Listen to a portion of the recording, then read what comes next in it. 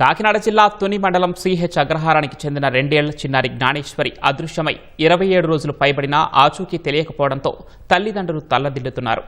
ఓవైపు పోలీసులు అన్ని కోణాల్లో దర్యాప్తు కొనసాగిస్తున్నారు. మరోవైపు చిన్నారి క్షేమంగా తిరిగి రావాలని ఆ తల్లిదండ్రుల ఆవేదన అందరినీ కలిసివేస్తోంది. చిన్నారి అదృశ్యంపై ఆమె వివరాలతో పోలీసులు కరా గోడపత్రికలు ముద్రించి గ్రామాల్లో అతికిస్తున్నారు. ఆచూకీ తెలిపిన వారికి ₹1,00,000 ఇస్తామని ప్రకటించారు. ఏజెన్సీ ఇతర ప్రాంతాల్లో జ్ఞానేశ్వరి తండ్రి గణేష్ కరపత్రాలను గోడలపై అతికిస్తూ చిన్నారి కోసం ఆరా తీస్తున్నారు.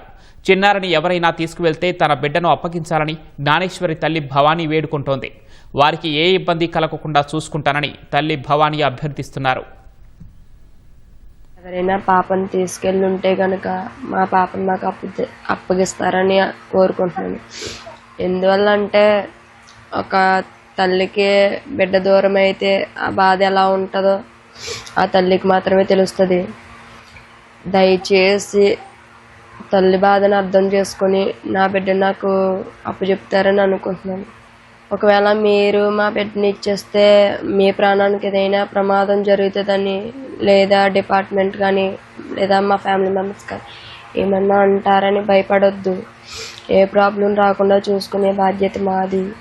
దయచేసి మీ ఇంట్లో అక్కనో చెల్లెనో ఒక అమ్మలాగానో భావించి నా బిడ్డని నాకు ఇచ్చి తల్లి బాధను అర్థం చేసుకుంటారని మరీ కోరుకుంటున్నాను.